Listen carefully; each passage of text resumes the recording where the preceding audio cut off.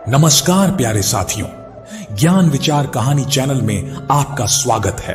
प्यारे साथियों, आज की कहानी है एक लड़की सोनम की। सोनम एक मासूम और भोली भाली लड़की, जिसे जिंदगी के शुरुआती दिनों में ही प्यार और विश्वास की मिठास का अनुभव हुआ। उसने एक लड़के से सच्चा प्यार किया और उसके साथ शादी का फैसला किया। वह सोचती थी कि अब उसकी जिंदगी खुशियों से भर जाएगी, लेकिन जिंदगी अक्सर हमारी सोच से बहुत अलग होती है। जो हकीकत सोनम के सामने आई वह उसकी उम्मीदों और सपनों से बिल्कुल अलग थी। उसे एहसास हुआ कि कभी कभी इंसान अपने दिल की सुनकर भी गलत रास्ते पर चला जाता है। तो चलिए साथियों, अब हम शुरू करते हैं एक ऐसी कहानी जो आपके दिल को छू जाएगी।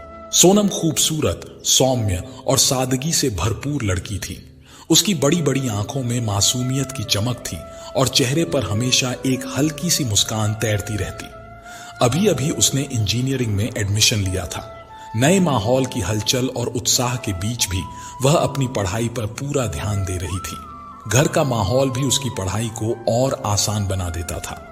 पिता रोशन लाल जी, जो अपने ऑफिस में रिटायरमेंट के आखिरी साल गिन रहे थे, हमेशा चाहते थे कि उनकी बेटी अपने पैरों पर खड़ी हो। मां एक साधारण गृहिणी थी, पर सोच आधुनिक और बेहद समझदार थी। भाई आलोक इंजीनियर था और अपनी पत्नी शालिनी, जो स्कूल में टीचर थी, के साथ माता पिता का पूरा साथ निभा रहा था। पूरा परिवार पढ़ा लिखा और खुले विचारों वाला था।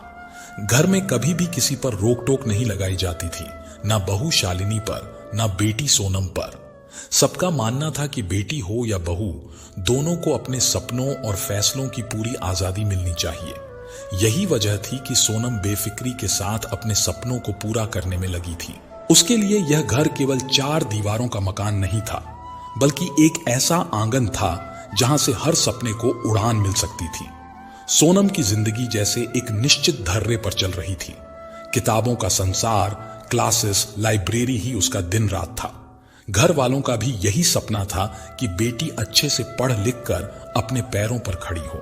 रात को अक्सर डिनर के बाद जब सब ड्राइंग रूम में बैठते तो बातों का सिलसिला शुरू हो जाता। देखो भाई, हमारी सोनम बस पढ़ाई में मन लगाए, अच्छी सी नौकरी करे। शादी की जल्दी हमें नहीं है। लड़की जब अपने पैरों पर खड़ी होती है तो उसका आत्मविश्वास और भी बढ़ता है। मां मुस्कुराकर बोली, हाँ जी, और वैसे भी हमारी बिटिया अभी कॉलेज में ही तो है। पढ़ाई खत्म हो जाए, नौकरी लग जाए, फिर आराम से रिश्ते देखेंगे। आलोक ने मजाक के अंदाज में कहा, वैसे पापा, आपकी बात सही है, लेकिन हमारी बहन का जितना टैलेंट है ना, लोग तो लाइन लगाकर खड़े हो जाएंगे शादी के लिए। सब हंस पड़े। यूनिवर्सिटी का कैंपस हमेशा चहल पहल से भरा रहता था। क्लासेस के बीच भाग दौड़, दोस्तों की हंसी ठिठोली और लाइब्रेरी की खामोशी, इन्हीं सब के बीच कभी कभी सोनम की नजर आदित्य पर भी पड़ जाती थी। आदित्य, जो अब अपनी डिग्री पूरी कर चुका था, यूनिवर्सिटी में एक जाना पहचाना नाम था। पढ़ाई में अच्छा, खेलों में भी आगे, और सबसे बढ़कर उसका स्वभाव बेहद मिलनसार था। सोनम से उसकी हल्की फुल्की पहचान हो गई थी। धीरे धीरे वह पहचान एक अजीब सा खिंचाव बनने लगी। एक दिन कैंटीन के बाहर आदित्य ने हिम्मत जुटाई, सोनम, मैं कुछ कहना चाहता हूं तुझसे। सोनम किताबें थामे खड़ी थी। बोली, हां कहो। मुझे नहीं पता तू क्या सोचेगी, लेकिन मैं तुझे बहुत पसंद करता हूं, और यह पसंद अब सिर्फ पसंद नहीं रही, मैं तुझसे प्यार करने लगा हूं। सोनम ठिठक गई। उसके चेहरे पर एक पल को सन्नाटा छा गया। देखो आदित्य, मुझे इन सब बातों में कोई दिलचस्पी नहीं है। मैं यहां सिर्फ पढ़ाई करने आई हूं। मैंने अपनी कई सहेलियों को इन चक्करों में बर्बाद होते देखा है। मुझे ऐसे लफड़े बिल्कुल नहीं चाहिए। इतना कहकर वह बिना किसी ओर देखे आगे बढ़ गई। लेकिन आदित्य हार मानने वाला नहीं था। जितना वह उसे नजरअंदाज करती, उतना ही वह सोनम के और करीब आने की कोशिश करता। कभी क्लास के बाहर उसका इंतजार करता, कभी लाइब्रेरी में बिना वजह आकर किताबें उठाने लगता। कई बार उसने सिर्फ सोनम की एक झलक पाने के लिए घंटों कैंटीन में बैठे रहने की आदत डाल ली थी। सोनम झुंझलाती भी थी, तुम समझते क्यों नहीं? मैंने साफ कह दिया है ना, मुझे तुमसे कोई बात नहीं करनी। लेकिन आदित्य का जवाब हमेशा एक सा होता, मुझे पता है तू गलत नहीं है, पर मेरा दिल भी गलत नहीं है। तू चाहे जितना इग्नोर कर ले, मैं मानूंगा तभी जब तू खुद कहेगी कि मुझसे सचमुच नफरत करती है तू। धीरे धीरे सोनम का गुस्सा ढीला पड़ने लगा। उसे समझ आने लगा कि आदित्य का प्यार सिर्फ जज्बात नहीं है बल्कि सच्चाई है। वो हमेशा सोनम के साथ खड़ा रहता, कभी असाइनमेंट में मदद करता, कभी प्रोजेक्ट्स में, तो कभी बस दूर से ही उसका ख्याल रखता।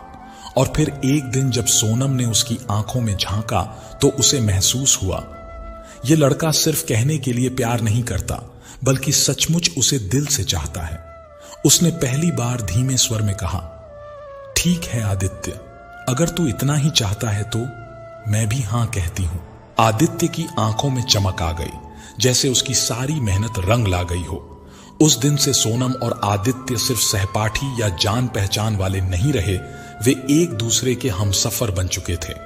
धीरे धीरे सोनम और आदित्य की दोस्ती अब सबके बीच चर्चा का विषय बनने लगी।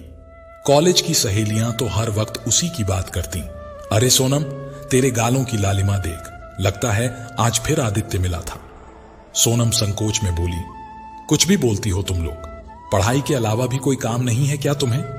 सब सहेलियां खिलखिलाकर हंस पड़ी, लेकिन सोनम के होंठों पर छिपी मुस्कान ने उनकी बात की पुष्टि कर दी। एक दिन घर पर भाभी शालिनी ने धीरे से सोनम को रसोई में रोक लिया।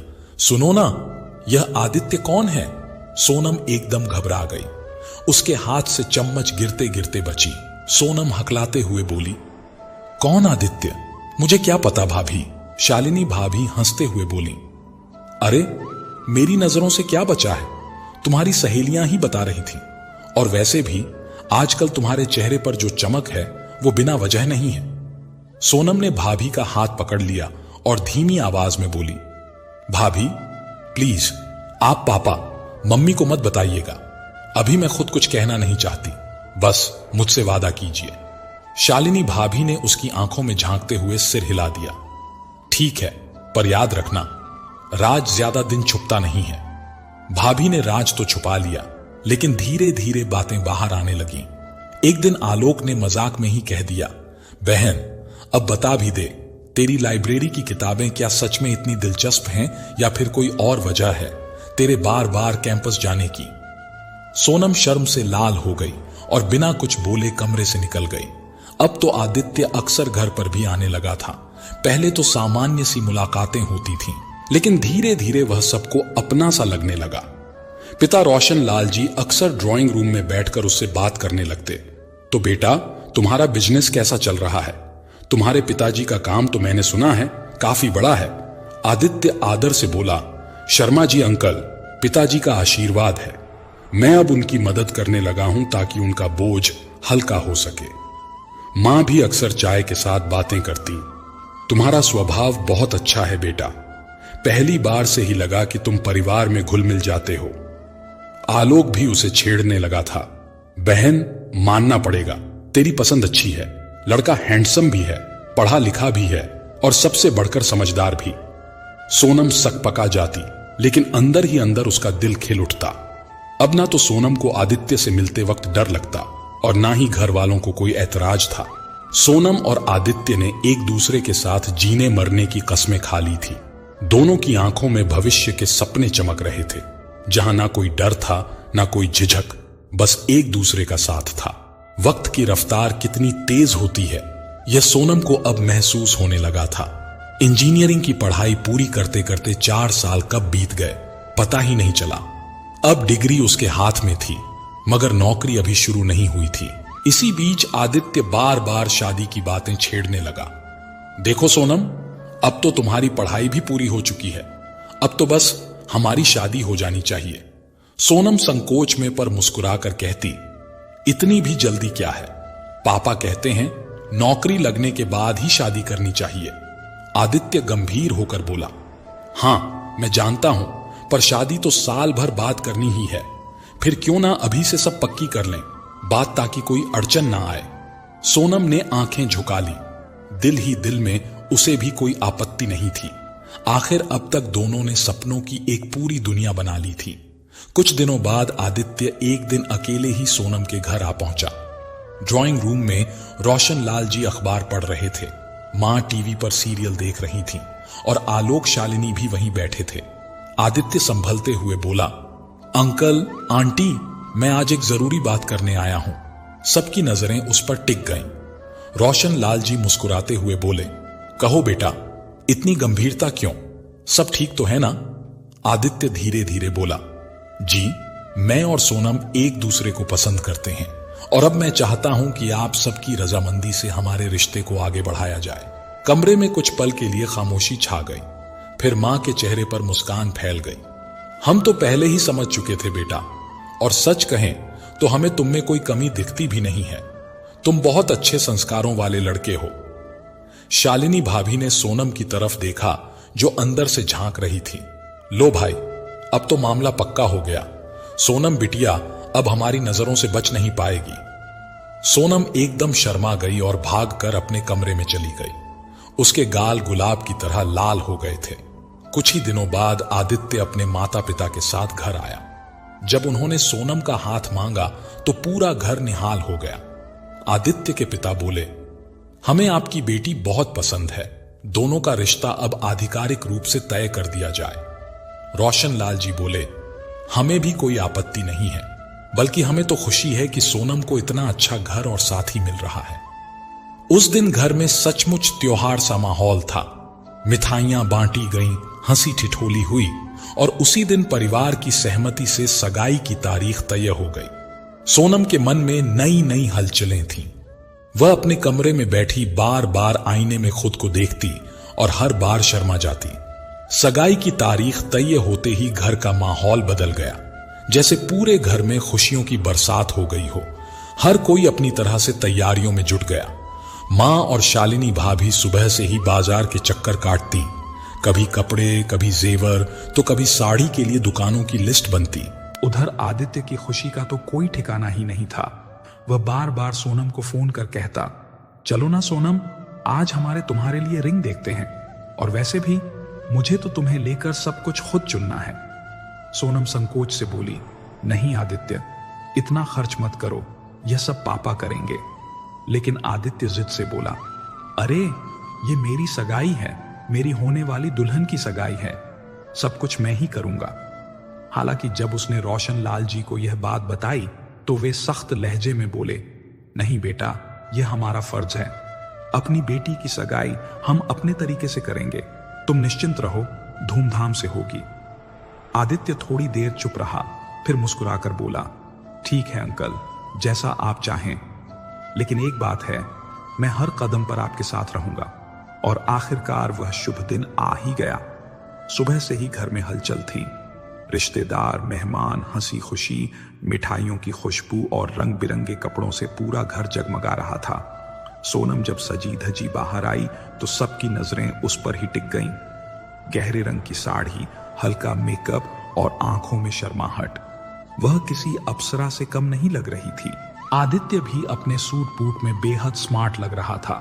जैसे ही दोनों ने एक दूसरे को अंगूठी पहनाई, तालियों और सीटियों से पूरा माहौल गूंज उठा। चारों तरफ सिर्फ एक ही चर्चा थी, वाह, सोनम की तो किस्मत खुल गई, कितना अच्छा लड़का मिला है, देखो कितना चाहने वाला है, जरूर खुश रखेगा।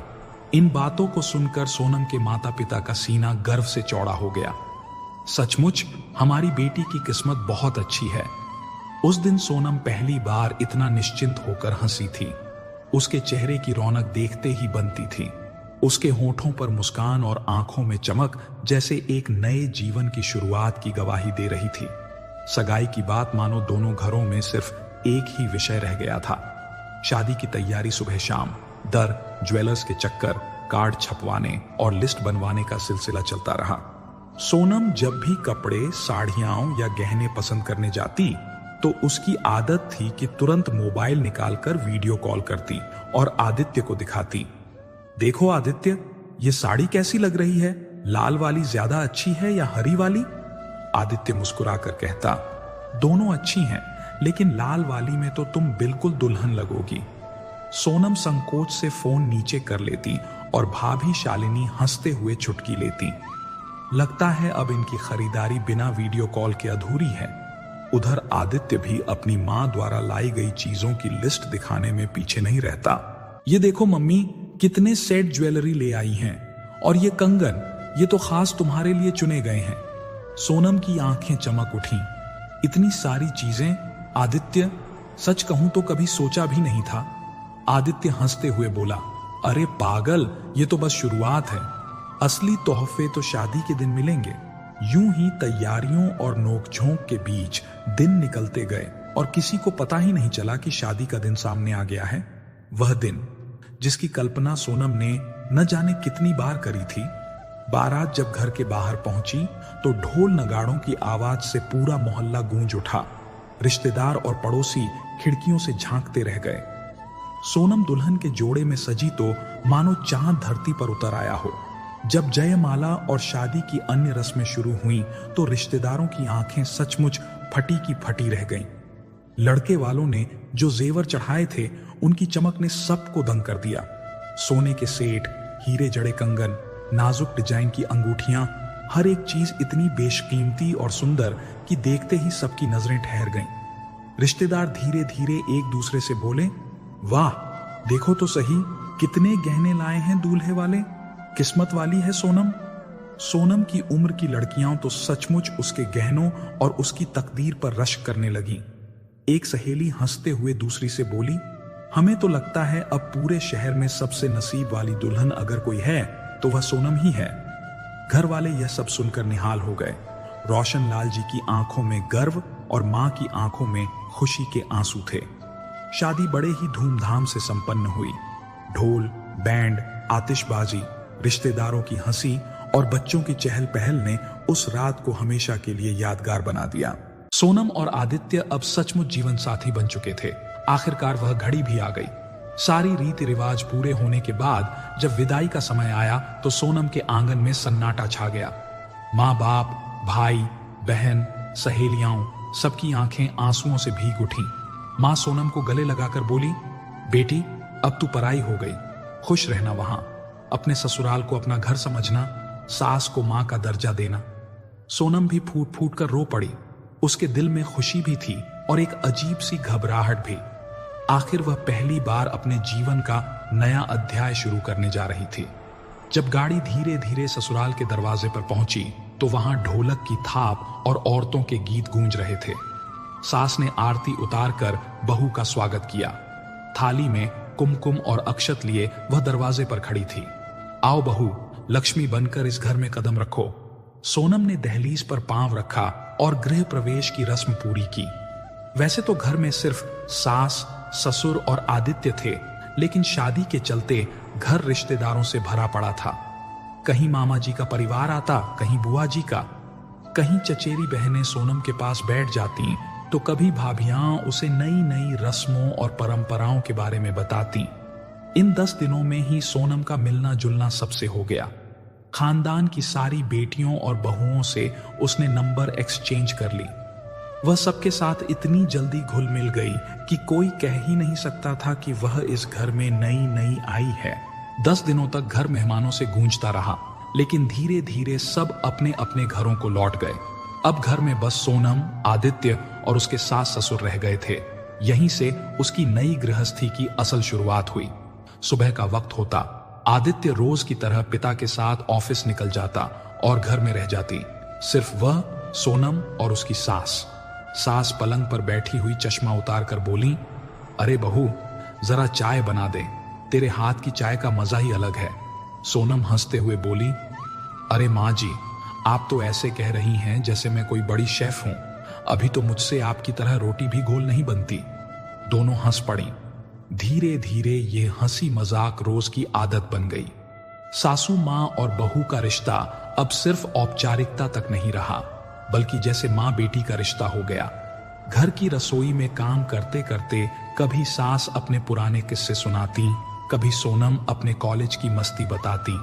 सोनम का मन सच में बहुत खुश था। सोनम हंसते हुए बोली, माँ जी, अगर मेरी सहेलियां मुझे यहां देख लें तो मानेंगी ही नहीं कि मैं सास के साथ ऐसी मस्ती करती हूं। सासू मां भी बोली, और मैं अपनी सहेलियों को बताऊंगी कि मेरी बहू बेटी से भी प्यारी है। सोनम शर्मा जाती और उनके गले लग जाती। इसी बीच शादी के कुछ ही महीने बाद आदित्य उसे दुबई घुमाने ले गया। सोनम तो मानो किसी सपनों की दुनिया में पहुंच गई। वहां से लौटकर वह हर किसी को फोन करके अपने टूर की बातें करती। सोनम फोन पर मम्मी से बोली, मां, आपने देखा होता कितनी ऊंची ऊंची बिल्डिंग्स हैं और दुबई मॉल तो जैसे कोई दूसरा ही संसार। माँ जी और पिताजी ने मुझे इतना प्यार दिया कि मुझे बिल्कुल भी अकेलापन नहीं लगता यहां। फोन की दूसरी ओर मां हंसते हुए बोली, अरे बेटा, तेरी बातें सुनकर तो लगता है कि अब तू हमें भूल जाएगी। सास ससुर का इतना प्यार मिल रहा है तुझे, हमें तो अब तू याद ही नहीं करेगी। सोनम ठिठक गई और तुरंत बोल पड़ी, मां, आप ऐसा क्यों सोचती हो?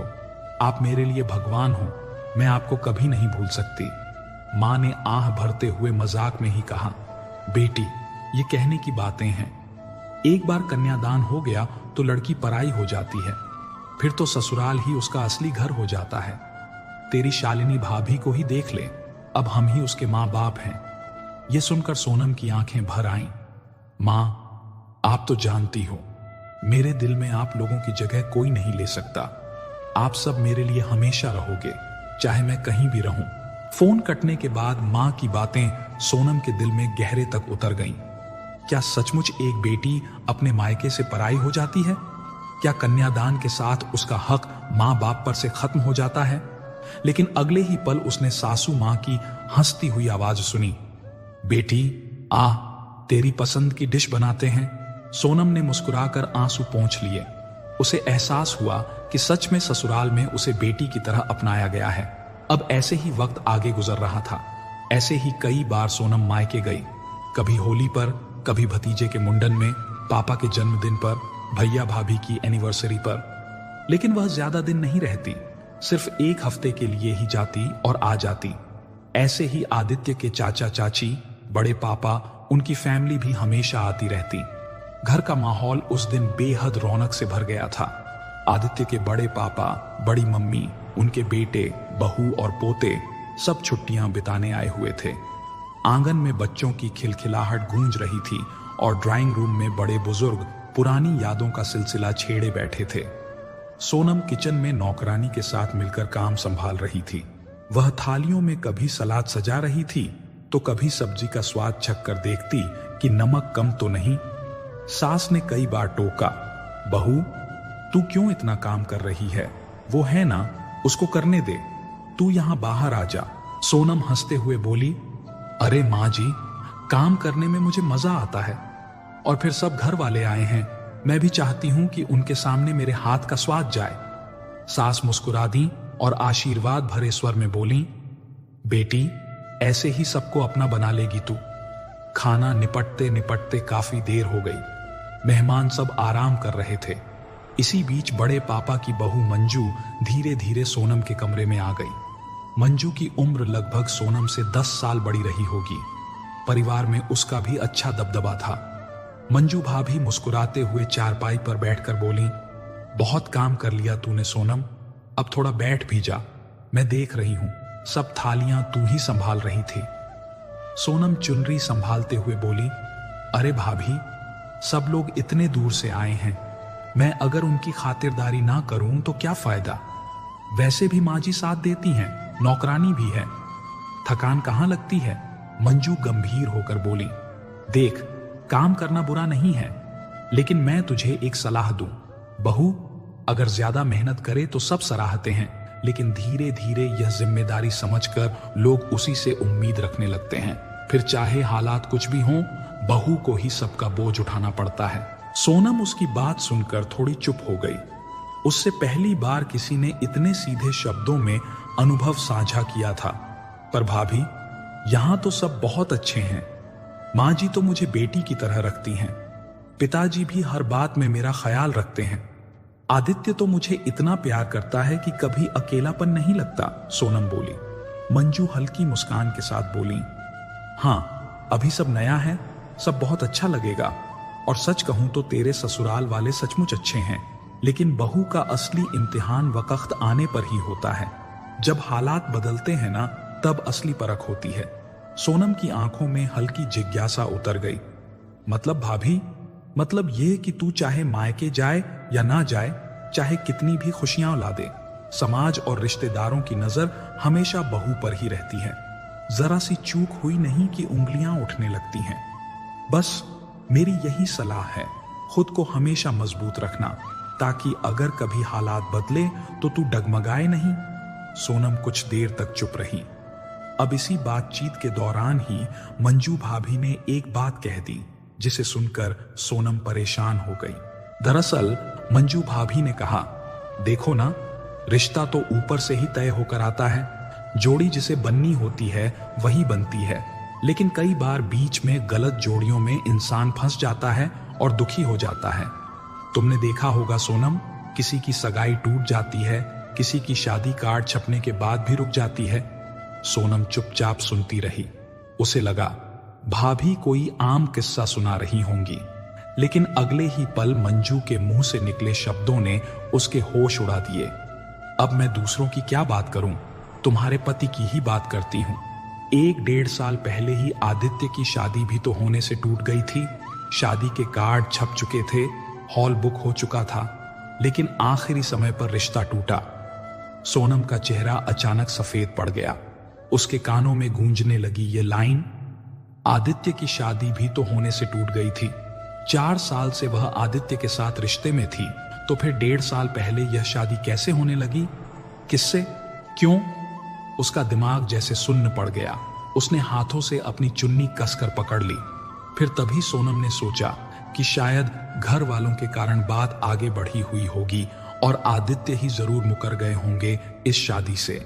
मंजू भाभी की बातें जैसे जैसे खुल रही थीं, वैसे वैसे सोनम के दिल पर चोट गहरी होती जा रही थी। उसने अपने मन का डर दबाकर सीधे पूछ ही लिया, अच्छा भाभी, शादी टूटी क्यों थी? जरूर आदित्य ने ही मना किया होगा ना? मंजू ने हंसते हुए सिर हिलाया। अरे नहीं नहीं, आदित्य तो उस शादी से बहुत खुश था। वह तो लड़की पर जान छिड़कता था।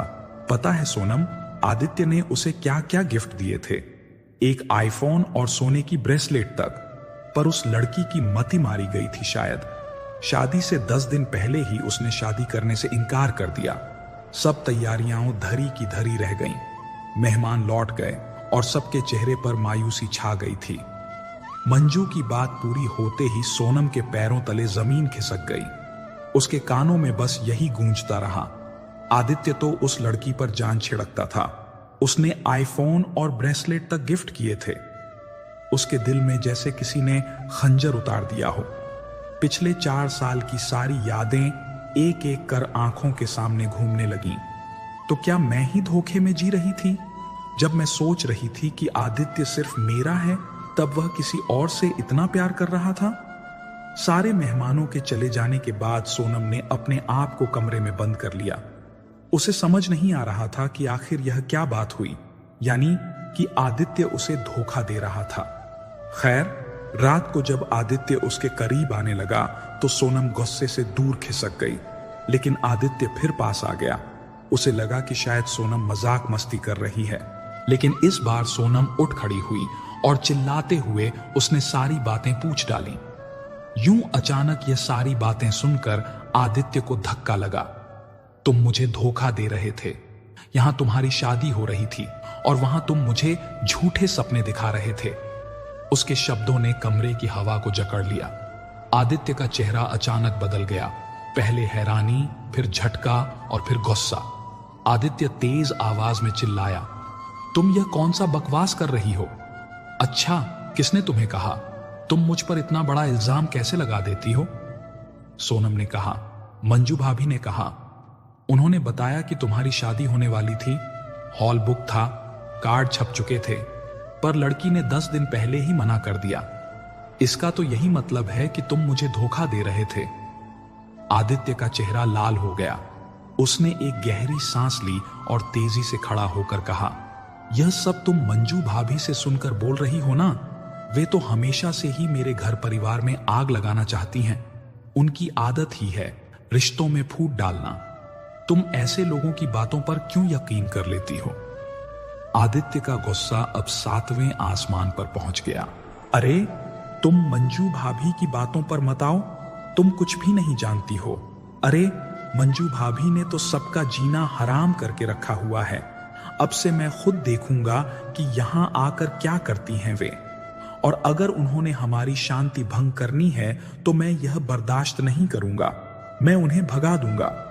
सोनम ने उसकी आंखों में ईमानदारी की तलाश की, पर वहां कुछ स्पष्ट नहीं था।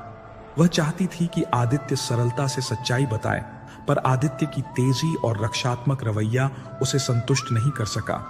कमरे में अब भी तनाव की परत थी, लेकिन सोनम के दिल में सवाल दबे रहना असंभव था। उसने धीरे धीरे पर मजबूती से शब्द निकाले, ठीक है आदित्य, गुस्सा मत करो, लेकिन शादी के बाद मुझे बताओ, क्या सच है, क्या झूठ?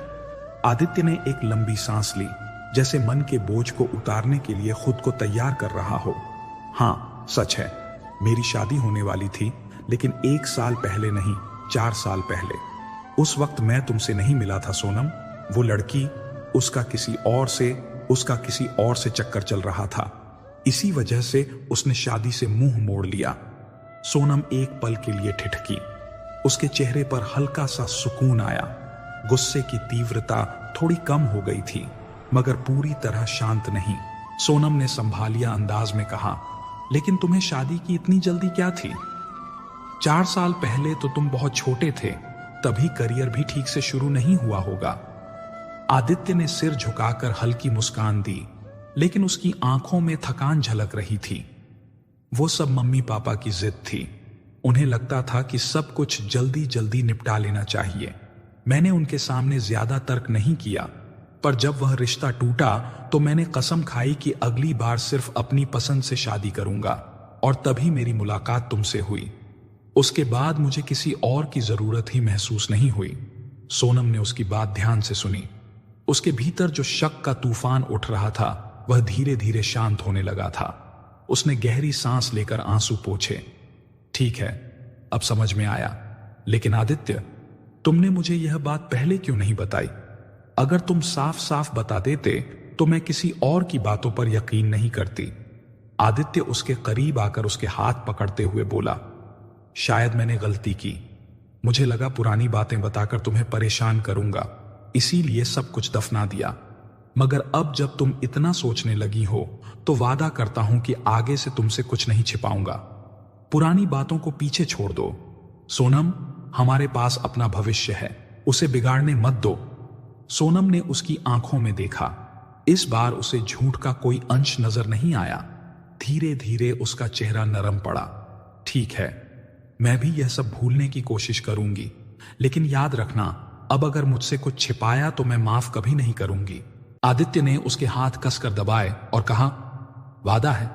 कमरे का भारीपन हल्का हो गया। बाहर हवा का झोंका खिड़की से अंदर आया और दोनों के बीच की दूरियां थोड़ी सी मिट गईं। दिन गुजरते गए। शादी की शुरुआती उत्साह और रिश्तेदारों की भीड़भाड़ के बाद अब जीवन अपनी लय पकड़ने लगा था। सोनम धीरे धीरे नए माहौल की आदी हो चुकी थी। ससुराल वालों का अपनापन और आदित्य का अटूट प्यार उसे बहुत सुकून देता, लेकिन उसके भीतर कहीं ना कहीं एक कसक बाकी थी। उसका करियर, उसका सपना। एक शाम वह लिविंग रूम में बैठी चाय पी रही थी। तभी उसने हिम्मत करके आदित्य से बात छेड़ दी। आदित्य, मैं सोच रही थी कि अब मेरी पढ़ाई भी पूरी हो चुकी है, तो शायद मुझे नौकरी करनी चाहिए। अपने पैरों पर खड़ा होना मुझे अच्छा लगेगा। आदित्य, जो अपने लैपटॉप पर कुछ चेक कर रहा था, उसकी बात सुनकर मुस्कुरा दिया। वह सोनम के पास आया और उसके कंधे पर हाथ रखते हुए बोला, अरे पगली, तुम्हें नौकरी की क्या जरूरत है? मैं हूं ना, मैं सब संभाल लूंगा। तुम्हें किस चीज की कमी है? सोनम ने हल्की मुस्कान दी, लेकिन उसकी आंखों में उम्मीद थी कि शायद आदित्य उसका समर्थन करेगा। कमी की बात नहीं है आदित्य, बस अपने सपनों को जीना चाहती हूं। मैंने इतनी मेहनत से पढ़ाई की है, अगर घर पर ही बैठ जाऊं तो डिग्री लेने का क्या फायदा? आदित्य ने उसके चेहरे की गंभीरता देखी, लेकिन वह उसे और समझाने लगा। सुनो, नौकरी मतलब स्ट्रेस, डेडलाइन, बॉस का दबाव और फिर घर भी देखना पड़ेगा। मुझे यह सब तुम्हारे लिए नहीं चाहिए। तुम मेरी राजकुमारी हो, तुम्हें तो सिर्फ राज करना है।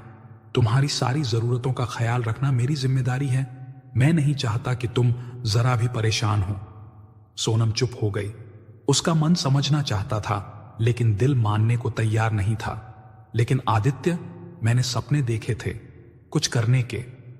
आदित्य ने उसका हाथ पकड़ लिया और मुस्कुराकर बोला, तुम्हारा सपना अब मेरी दुनिया बन गया है। सोनम, तुम्हें सिर्फ खुश रखना ही मेरा काम है। देखो, तुम जो भी चाहोगी मैं दिला कर दूंगा।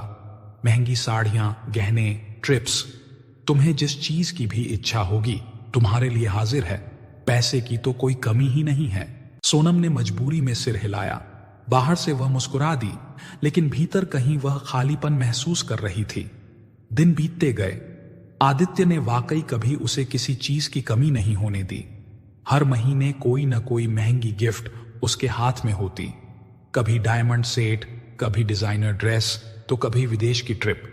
लेकिन सोनम के दिल में हर बार वही टीस होती कि इतना खर्चा करने की क्या जरूरत है। अब तक सोनम पूरी तरह से हाउसवाइफ बन चुकी थी। वह घर का ध्यान रखती, सास ससुर की सेवा करती, रिश्तेदारों के बीच घुल मिल जाती। सब कुछ परफेक्ट था।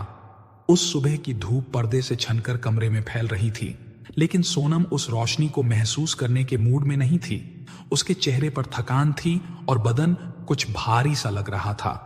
जैसे ही उसने उठने की कोशिश की, सासू मां ने तुरंत रोक दिया। अरे बेटा, जरा भी मत उठना। डॉक्टर नहीं हूं, लेकिन माओं का अनुभव कहता है कि आज तुम्हें पूरा आराम चाहिए। जो भी चाहिए मुझे या नौकरानी को आवाज दे देना, समझी बहू? सोनम पलंग पर लेटी लेटी ही उनकी ओर देखती रही। उसकी आंखों में कृतज्ञता और स्नेह दोनों थे। मां, आप कितना ध्यान रखती हैं मेरा। कभी कभी तो लगता है जैसे मैं अपने ही घर में हूं। सासू मां कम, असली मां ज्यादा लगती हैं आप। सास मुस्कुरा दी और उसके माथे पर हाथ फेरते हुए बोली, अरे पगली, बेटी बनकर आई हो, बेटी ही रहोगी।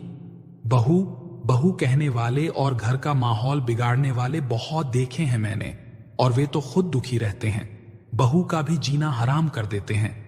मैंने तो पहले ही ठान लिया था कि अपने घर में कभी ऐसा माहौल नहीं बनने दूंगी। बेटा, घर प्यार से ही बचता है, झगड़ों से नहीं। सोनम की आंखों में नमी आ गई। उसने मन ही मन सोचा, हे भगवान, सचमुच मैं कितनी भाग्यशाली हूं। आज के जमाने में जहां हर घर में कला है, छोटी छोटी सी बात पर रिश्ते टूट जाते हैं, वहां मुझे ऐसा ससुराल मिला है जहां प्यार और अपनापन ही सब कुछ है। मैं सच में आपकी आभारी हूं।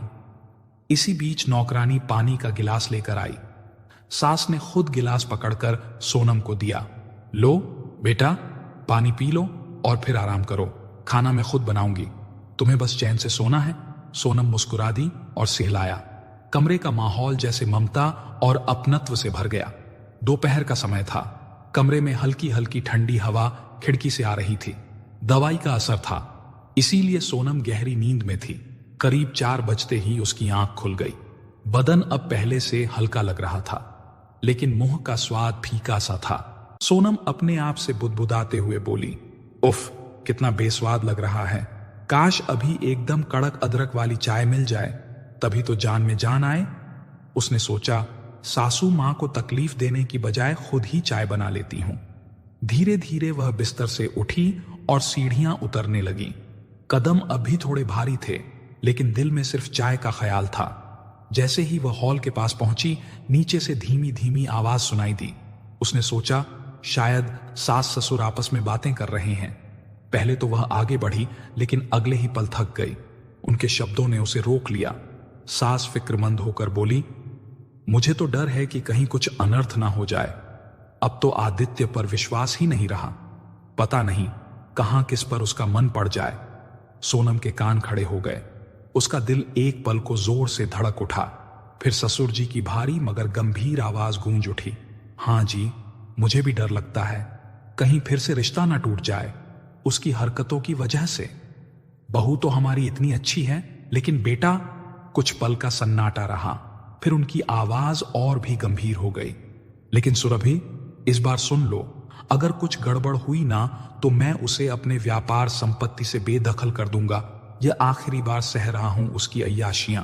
सोनम की सांसें जैसे थम सी गईं। पैर सीढ़ियों पर जमे रह गए। उसे ऐसा लगा मानो किसी ने जमीन खींच ली हो उसके नीचे से। अय्याशियां, आदित्य, ये क्या कह रहे हैं मम्मी पापा? क्या वाकई इनके डर के पीछे कोई सच्चाई है? क्या मुझे अब तक सिर्फ दिखावा दिखाया गया है? उसका दिल बैठने लगा। अचानक अदरक की चाय का ख्याल कहीं गुम हो गया। चुपचाप वह वापस मुड़ गई, सीढ़ियां धीरे धीरे चढ़ी और अपने कमरे का दरवाजा बंद कर लिया। बिस्तर पर बैठते ही उसके भीतर सवालों का तूफान उमड़ पड़ा। यह कैसा सच है जो मुझे नहीं पता? सब लोग डरे हुए क्यों हैं? मम्मी पापा आदित्य की आदतों से इतने परेशान क्यों हैं? अगर ये सब सच है तो मेरी शादी, मेरा भविष्य, क्या सब खतरे में है? उसकी आंखें भीगने लगीं, लेकिन उसने तकिए में मुंह छिपाकर आंसुओं को दबा लिया। नहीं, अभी मेरे पास कोई ठोस सबूत नहीं है। मैं किसी से सवाल भी नहीं कर सकती। मुझे इंतजार करना होगा, सही वक्त आने तक। वह चुपचाप लेटी रही। मन में अजीब सी बेचैनी और डर ने घेर लिया था। उसके चेहरे पर अब वह मासूम सुकून नहीं था, बल्कि अनजाने डर की छाया गहरी होती जा रही थी। अब से सोनम का ध्यान और भी गहरा हो गया था। जब भी आदित्य सामने होता, वह अनजाने ही उसकी हर हरकत पर नजर डालने लगती, जैसे उसकी हंसी में, उसके फोन पर बात करने के ढंग में, दोस्तों के साथ मिलने जुलने में, यहां तक कि उसके ऑफिस जाने और लौटने के समय में भी। लेकिन हैरानी की बात यह थी कि आदित्य का व्यवहार उसे इतना अच्छा था कि सोनम को कई बार अपने मन के सारे संदेह बेवजह लगने लगते। एक शाम की बात है, ड्राइंग रूम में दोनों साथ बैठे थे। टीवी पर कोई हल्की फुल्की फिल्म चल रही थी। आदित्य अचानक सोनम की तरफ झुककर बोला, अरे मैडम, कब तक ऐसे गंभीर चेहरा बनाए रहोगी? थोड़ी हंसी ठिठोली भी कर लिया करो। तुम तो मेरी जिंदगी की रौनक हो।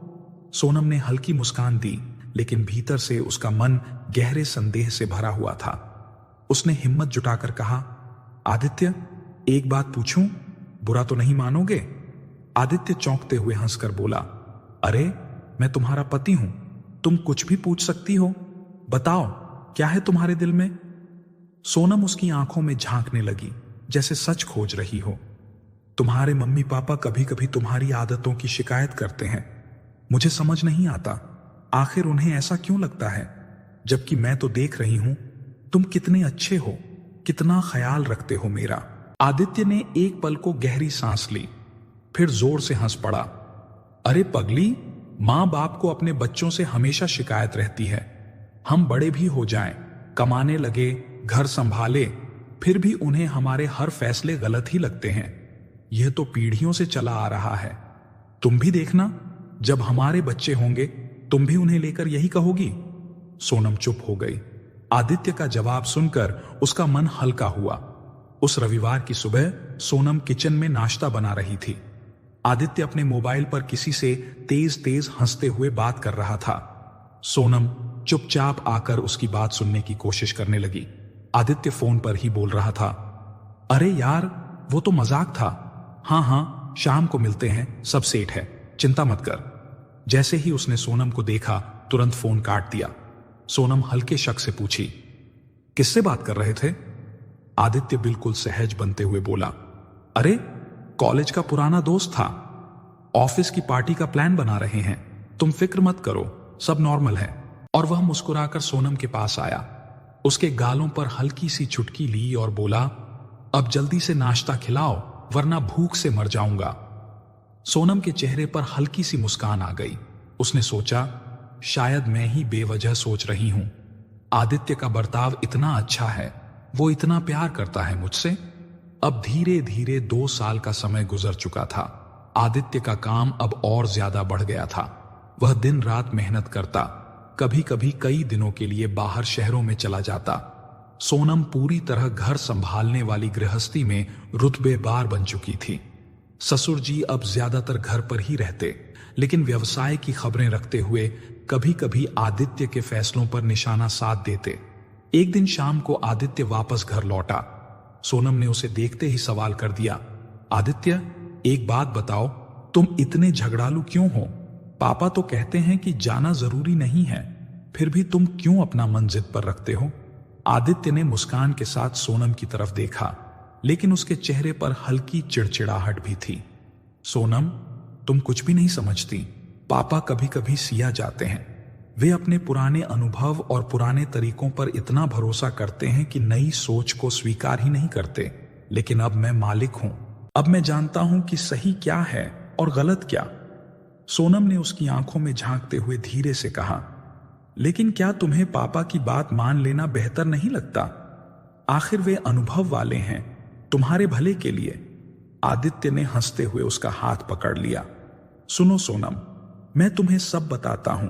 पापा का अनुभव बहुत है, लेकिन हर चीज बदल गई है। अब जो निर्णय लेने हैं उन्हें मैं सही तरीके से लूंगा।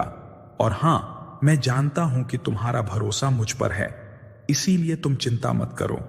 तुम्हें कभी कुछ महसूस नहीं होने दूंगा। सोनम ने उसकी बातों को सुनकर मन ही मन राहत की सांस ली, लेकिन उसकी निगाहें अब भी हल्की सी चिंता और सवाल में डूबी रहीं। कुछ दिन बाद आदित्य फिर से कुछ दिनों के लिए बाहर जाने की तैयारी कर रहा था। सोनम ने कहा, आदित्य, तुम इस बार भी बिना पापा की राय लिए बाहर जा रहे हो। क्या सच में यह काम इतना जरूरी है? आदित्य थोड़ी गंभीरता के साथ बोला, सोनम, जरूरी है। और पापा जब घर पर बैठते हैं तो हमेशा मुझे रोकने की कोशिश करते हैं, लेकिन अब मैं अपना निर्णय खुद लेता हूं। घर और व्यापार दोनों संभालना है, इसीलिए मैं कभी कभी उनसे अलग रास्ता चुनता हूं। समझ रही हो? सोनम ने हल्की सी हां में सिर हिलाया, लेकिन मन ही मन डर लगता है कि कहीं तुम्हें नुकसान ना हो जाए।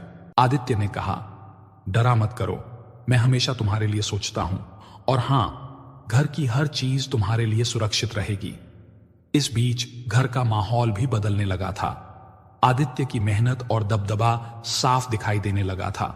पापा कभी कभी झगड़ देते थे, लेकिन सोनम को अब समझ में आने लगा कि यह झगड़ा प्यार और चिंता की अलग भाषा है। अब सोनम देख रही थी कि आदित्य का स्वभाव भी थोड़ा चिड़चिड़ा सा हो गया है, जबकि वह हमेशा उससे हंसकर बात करता और प्यारे प्यारे सरप्राइज देता, अब बिल्कुल सामान्य हो गया था। यूं ही 2 महीने और बीत गए और एक जबरदस्त विस्फोट हो गया सोनम की जिंदगी में। अब सब कुछ सामने आ गया। एक रात आदित्य काफी देर से लौटा। यह क्या? आदित्य ने शराब पी रखी थी। बिस्तर पर बैठते ही वह कह पड़ा, सोनम, मैं तलाक चाहता हूं। मैं किसी और से प्यार करने लगा हूं, और वह लड़की, वह गर्भवती है। पर तुम चिंता मत करो, मैं तुम्हें घाटे में नहीं रखूंगा। तलाक के बाद बहुत सारा पैसा दूंगा। बस यही चाहता हूं कि तुम सीधे तरीके से तलाक दे दो। सोनम की दुनिया तो जैसे ठहर गई। उसका दिल तेजी से धड़कने लगा। नहीं, यह असंभव है। पहले तो उसे लगा कि आदित्य उसको रुलाने के लिए प्रैंक कर रहा है, लेकिन आदित्य अपनी घटिया बातों पर टिका रहा। सोनम मन ही मन सोचती रही, यह ऐसा नहीं कर सकता। 4 साल का प्यार, 2.5 साल की शादी, और अब यह धोखा। मैं यह कैसे झेलूंगी? क्या यह वही आदमी है जिसे मैंने अपने जीवन के लिए चुना था? अब सोनम बाथरूम में खड़ी थी। उसका मन, शरीर और आत्मा सब ठंडे बर्फ की तरह जम चुके थे। हाथ पांव सुन्न, दिमाग सुन्न, कहीं भी हिलने डुलने की ताकत नहीं बची थी। उसके कानों में आदित्य की रात की बातें गूंज रही थीं। तलाक चाहता हूं, वह लड़की पेट से है। सोनम खुद से बार बार कह रही थी, नहीं नहीं, यह सच नहीं हो सकता, यह सब झूठ है। कैसे ये हो सकता है? लेकिन उसकी आंखों के सामने धीरे धीरे सच उभर आया। असलियत में आदित्य अय्याश आदमी था।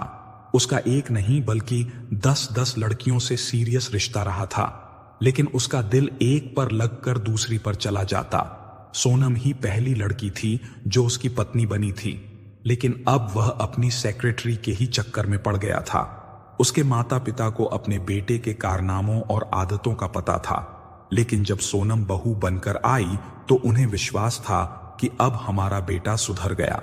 अब सोनम को सोच सोच कर घिन आने लगी थी।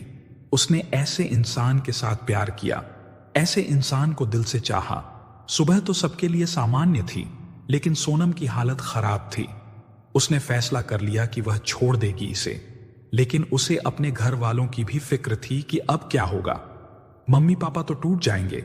तभी आदित्य उसके सामने खड़ा हो गया। सोनम ने उसकी आंखों में देखा। आदित्य कुछ बोल नहीं पा रहा था। उसकी आंखों में हिचक, डर और शायद पछतावा भी झलक रहा था। देखो सोनम, अब सारी बातें सामने हैं। मैं नहीं चाहता कि तुम ऐसे रिश्ते में रहो जिसमें तुम्हारा पति तुम्हें अब चाहता ही नहीं है। समझ रही हो ना? सोनम कुछ कह नहीं पा रही थी। उसका दिल तेजी से धड़क रहा था और हाथ पांव सुन्न भी हो चुके थे। आदित्य ने आगे कहा, मैं भले ही तुमसे अलग होना चाहता हूं, लेकिन मैं कोई बोझ नहीं रखना चाहता। वैसे भी हमारी कोई संतान नहीं है, लेकिन फिर भी मैं तुम्हें पैसे दूंगा। शादी के छड़े सारे गहने तुम ही रख लो, और कुछ चाहिए तो बेझिझक बता देना। सोनम के होंठ हिलने लगे, लेकिन शब्द बाहर नहीं आए। उसके अंदर गुस्सा, दुख और धोखे की भावना एक साथ उठ रही थी। वह सोच रही थी, यह आदमी जिसे मैं अपना सब कुछ मानती थी, अब मुझे छोड़कर जाने के लिए तैयार है। सोनम का गुस्सा 7वें आसमान पर पहुंच चुका था। उसने आव दिखाना ताव झन्नाटेदार थप्पड़ उसके चेहरे पर मारते हुए बोली, अब बस ढोंग रचना बंद करो। क्या दिखाना चाह रहे हो कि तुम कितने महान और उदार हो? तुम क्या कर रही हो सोनम? वह धीरे से बोला, जैसे डर और अफसोस उसके शब्दों में मिल रहे हों। सोनम का स्वर और भी कड़ा हो गया। तो अब तुम्हारा दिल किसी और पर आ गया और हमारे इस रिश्ते की तिलांजलि दे रहे हो। लेकिन तुम्हारा दिल तो कितना अच्छा है ना।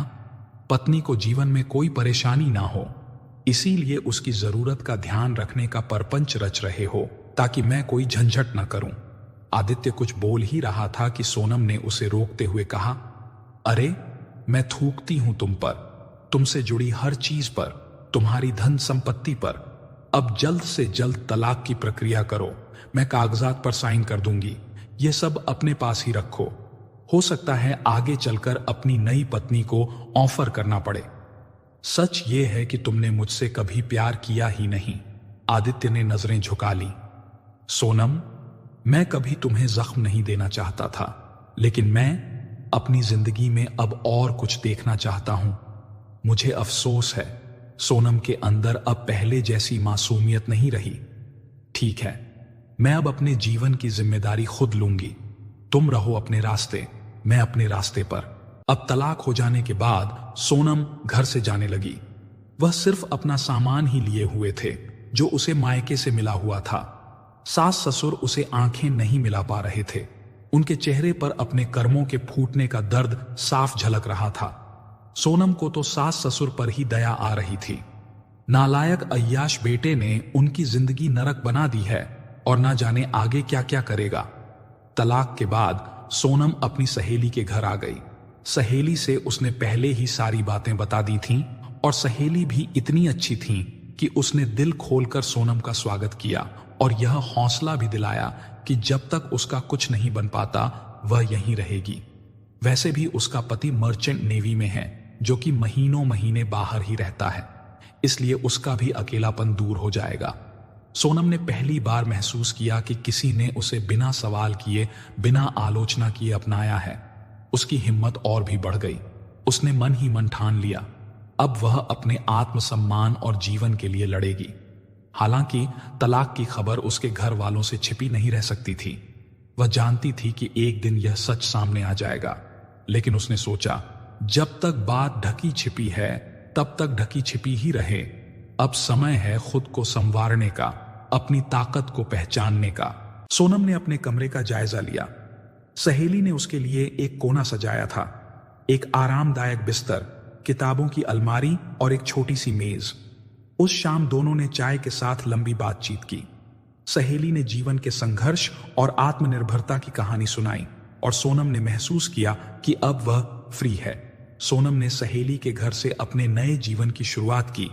पहले तो उसने अपनी भावनाओं को संभाला, लेकिन अब समय आ गया था कि वह अपने पैरों पर खड़ी हो। हर सुबह वह उठती, तैयार होती और जॉब के लिए ऑनलाइन एप्लीकेशन भेजती। उसके पास डिग्री थी और पढ़ाई में जो मेहनत उसने सालों तक की थी, उसका नतीजा अब सामने आने लगा। कुछ हफ्तों बाद उसे एक कंपनी में नौकरी मिल गई। नौकरी का पहला दिन उसके लिए उत्साह और डर दोनों से भरा था। सहेली ने उसे प्रोत्साहित करते हुए कहा, सोनम, याद रखना, अब तुम अपने पैरों पर खड़ी हो। नौकरी के साथ साथ आत्मसम्मान और आजादी भी तुम्हारे हाथ में है। पहली तनख्वाह हाथ में आते ही सोनम ने ठान लिया कि अब सहेली के घर पर रहना सही नहीं रहेगा। उसने सहेली से कहा, देखो, तुमने मुझे यहां तक संभाला, अब मैं अपने दम पर जीना चाहती हूं।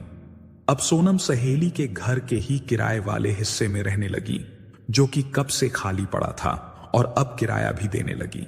सोनम अब पूरी तरह से अपने नए जीवन में ढल चुकी थी। सुबह सुबह उठकर तैयार होना, ऑफिस जाना, काम में ध्यान लगाना, सब कुछ अब उसकी दिनचर्या बन चुकी थी। माँ का फोन आता तो वह मुस्कुराते हुए कह देती, माँ मैं ठीक हूं, चिंता मत करो, सब कुछ संभाल रही हूं। माँ की आवाज में हल्की राहत सुनकर सोनम भी शांत हो जाती। अब उसके माता पिता अक्सर गांव में रहते थे क्योंकि पिता का रिटायरमेंट हो चुका था। ऑफिस में सोनम ने खुद को साबित करना शुरू किया। हर काम में वह पूरी मेहनत और लगन दिखा रही थी। सहकर्मी उसकी जिम्मेदारी और समर्पण देखकर तारीफ करते हैं। सोनम तो सच में इस टीम की रीढ़ बन गई है। तुम्हारे बिना यह काम नहीं चल सकता, कोई कहता। सोनम मुस्कुराते हुए जवाब देती, बस मैं अपना काम ध्यान से करती हूं और हां, जो भी काम मिले उसे पूरे ईमानदारी से करना ही मेरा फर्ज है। सोनम के माता पिता और भैया को भी कोई शक नहीं हुआ कि वह तलाक और धोखे से गुजर रही है। आज सोनम ऑफिस में अपनी डेस्क पर बैठकर काम में व्यस्त थी। कंप्यूटर स्क्रीन पर आंखें टिकाए रिपोर्ट तैयार कर रही थी कि अचानक उसकी नजर सामने टहल रही किसी महिला पर पड़ी। सोनम की धड़कन तेज हो गई। उसके सामने निहारिका जी खड़ी थीं। निहारिका जी को देखते ही सोनम पहचान गई क्योंकि निहारिका उसके पिता के ऑफिस की पुरानी मित्र थीं। लेकिन निहारिका जी थोड़ी कंफ्यूज थीं क्योंकि उनको भी लग रहा था कि वे उसे जानती हैं। दरअसल यह निहारिका जी का ही ऑफिस था। उन्होंने बड़ी मेहनत से यह मुकाम हासिल किया था, लेकिन आज तक वे अकेली ही थीं। 63 की उम्र थी उनकी। शादी उन्होंने नहीं की थी। आखिरकार निहारिका जी ने एक दिन सोनम को अपने केबिन में बुला लिया। सोनम थोड़ी नर्वस थी, कदम धीमे थे, हाथ हल्के कांप रहे थे। निहारिका जी ने मुस्कुराते हुए कहा, अच्छा तो तुम रोशन लाल जी की बेटी हो? मैंने तुम्हें पहले दिन ही पहचान लिया था, लेकिन एक बात बताओ, तुम मुझसे इतना डर क्यों रही हो? सोनम ने आंखें झुका लीं और धीरे धीरे कहा, निहारिका जी, आप बहुत समझदार और अनुभव वाली हैं। मैं नहीं चाहती कि किसी को हमारे परिवार की बातें परेशान करें। मेरे पिताजी अब गांव में रहते हैं। मैं नहीं चाहती कि उन्हें किसी तरह का झटका लगे। निहारिका जी ने सहमति में सिर हिलाया, लेकिन उनकी आवाज में गंभीरता थी। बेटा, मैं तुम्हारा डर समझती हूं, लेकिन कुछ बात ऐसी होती है जो छुपाई नहीं जा सकती। तुम्हारे लिए जो सही है वही करना होगा। कह दो, अब मुझे तुम्हारा सब दुख दर्द सुनाओ। सोनम ने धीरे धीरे अपना सारा दुख दर्द और आदित्य के धोखे की कहानी निहारिका जी को बता दी। आंखों में आंसू थे, लेकिन आवाज स्थिर थी। लेकिन उसने एक वादा भी लिया कि वह पापा से कुछ न बताएं। लेकिन निहारिका जी ने वादा नहीं निभाया क्योंकि उनको यह सब बातें सही नहीं लगीं और उन्होंने रोशन लाल जी से सारी बातें बता दी।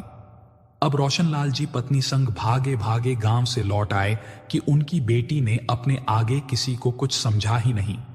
सोनम अब अपने माता पिता के घर रह रही थी। घर का माहौल कुछ भारी सा था। सभी परिवार वाले उसके फैसले से नाराज थे। रोशन लाल जी ने गहरी आवाज में कहा, सोनम, तुम अपनों के होते हुए भी बेगानों की तरह क्यों जी रहे थे? क्या हम तुम्हारे लिए सहारा नहीं बन सकते थे? सोनम ने सिर झुकाकर धीरे से कहा, मम्मी पापा, मुझे माफ कर दो। मैं केवल यही चाहती थी कि अपने दर्द और संघर्ष का सामना खुद करूं। मुझे किसी पर बोझ नहीं बनना था। मैं जानती हूं आपको मेरी चिंता है, लेकिन मैं अपनी जिंदगी में सही निर्णय लेना चाहती थी।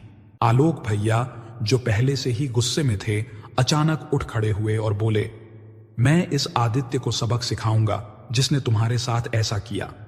सोनम ने उन्हें हल्के हाथ से रोकते हुए कहा, भैया कृपया ऐसा मत करो, समय ही उसे सबक सिखाएगा। अब हमें जरूरत है समझदारी की। गुस्से से कुछ हल नहीं होगा। मैं अपने कदम खुद संभाल लूंगी। आलोक भैया की आंखों में अभी भी गुस्सा था, लेकिन उन्होंने धीमे स्वर में कहा, ठीक है सोनम, लेकिन याद रखना, अगर कुछ भी गलत हुआ तो मैं पीछे नहीं हटूंगा। अब धीरे धीरे सब कुछ आगे बढ़ रहा था। सोनम निहारिका जी के ऑफिस में काम करते करते उनके बहुत करीब आ गई थी। अब तो उनके घर भी आने जाने लगी थी। कभी कभी तो निहारिका जी उसे अपने घर पर ही रोक लेती। निहारिका जी अब सोनम को अपनी पुत्री ही मानने लगी थी। अधिकतर कंपनी के मामलों में वे उससे ही डिस्कस करती थीं। सोनम ने भी उन्हें निराश नहीं किया और पूरी मेहनत लगन से सारी जिम्मेदारी निभा रही थी। एक दिन सोनम ने ऑफिस में देखा कि निहारिका जी के छोटे भाई अर्जुन लंदन से लौट आए थे। उनके आने की वजह यह थी कि वह अब अपनी दीदी की कंपनी संभालेंगे और कंपनी के उत्तराधिकारी भी वही होंगे। सोनम को ताज्जुब हुआ कि दोनों की उम्र में इतना फासला क्यों है। अगर देखा जाए तो दोनों मां बेटे की उम्र के हैं, लेकिन असल में वे भाई बहन थे। फिर उसे पता चला कि निहारिका के पिता ने दूसरी शादी की थी और अर्जुन उनके सौतेले भाई हैं। सोनम अब ऑफिस में और भी अधिक जिम्मेदार हो गई थी। अर्जुन के आने के बाद भी वह अपना काम लगन से करती और निहारिका जी के साथ कंपनी के बड़े बड़े निर्णयों में भाग लेती। दोनों के बीच न केवल व्यावसायिक बल्कि भावनात्मक नजदीकी भी बढ़ गई थी। एक दिन अर्जुन ने सोनम से चुपके से कहा, दीदी ने मुझे पहले ही बता दिया था कि तुम बहुत मेहनती और ईमानदार हो। मुझे उम्मीद है कि हम साथ मिलकर कंपनी को और ऊंचाइयों तक ले जाएंगे। सोनम ने मुस्कुराते हुए उत्तर दिया, मैं पूरी कोशिश करूंगी। उनके भरोसे पर खरा उतरना ही मेरी प्राथमिकता है। खैर, अब निहारिका रिटायरमेंट लेने की सोच रही थी, वहीं अर्जुन अब नई जिम्मेदारी निभा रहा था। अब तो अर्जुन और सोनम भी करीब आ चुके थे। एक दिन कंपनी में कई सारी पोस्ट की वैकेंसी निकली। नए कैंडिडेट्स के इंटरव्यू के लिए सोनम और अर्जुन दोनों तैयार थे। अर्जुन ने सोनम से कहा, सोनम, आज यह इंटरव्यू हमारे लिए बहुत अहम है। हर कैंडिडेट की क्षमता ठीक से जांचनी होगी। सोनम ने सिर हिलाते हुए कहा, हां अर्जुन, मैं पूरी तैयारी कर चुकी हूं। हर कैंडिडेट की दक्षता और अनुभव पर ध्यान दूंगी। धीरे धीरे कैंडिडेट आने लगे। सोनम अपनी जिम्मेदारी निभाते हुए कैंडिडेट की फाइल्स चेक कर रही थी और उनका पहला इंप्रेशन ले रही थी। लेकिन एक नाम देखकर सोनम चौंक गई। अपनी शंका को दूर करने के लिए उसने चुपके से कैंडिडेट के चेहरे देखे और तभी आदित्य का चेहरा देखकर सोनम बुरी तरह चौंक गई। यह कैसे हो सकता है? यह इंसान जिसने मेरी जिंदगी तबाह कर दी। सोनम ने तुरंत निर्णय लिया। उसने अर्जुन से कहा, इस कैंडिडेट का इंटरव्यू मत लो। अर्जुन ने चौंकते हुए पूछा, सोनम, तुम क्यों? क्या कोई परेशानी है? तब सोनम ने बताया कि यह आदित्य है। अर्जुन तो सब कुछ पहले से ही जानता था, इसलिए परिस्थिति को समझते हुए सिर हिलाया। ठीक है सोनम, तुम्हारी भावनाओं को मैं समझता हूं। बाकी कैंडिडेट से इंटरव्यू शुरू करो, हम इसे आने नहीं देंगे। लेकिन जब सोनम शाम को कॉफी ब्रेक में नीचे आई तो सामने आदित्य को देखकर चौंक गई, क्योंकि अब तक तो उसको चली जाना चाहिए था। तभी आदित्य घबरा कर बोला, तुम यहां क्या कर रही हो? क्या तुम भी यही नौकरी करती हो? आदित्य एकदम मीठा बोल रहा था, अरे मुझे तो लगा था कि तुम चले गए होंगे। मैंने तुम्हें इंटरव्यू देने से पहले ही रिजेक्ट कर दिया। अब तुम जा सकते हो। लेकिन आदित्य को इन बातों की फिक्र ही नहीं थी। उसे तो सोनम का चेहरा देखकर खुशी हुई। सोनम, मुझे तुम माफ कर सकती हो? मेरी मां की खातिर। उनसे तो तुम्हारी बहुत अच्छी बॉन्डिंग थी ना। देखो, पिछली बातों को भूल जाओ। मैं बहुत परेशानी में हूं। मैंने सब कुछ खो दिया। उस लड़की ने हमें तबाह कर दिया। उसने हमें खोखला कर दिया। सब कुछ हड़प लिया उसने और मेरे बच्चे को लेकर भाग गई। मेरी हरकतों के कारण पापा चल बसे। अब मम्मी ही मेरा सहारा है।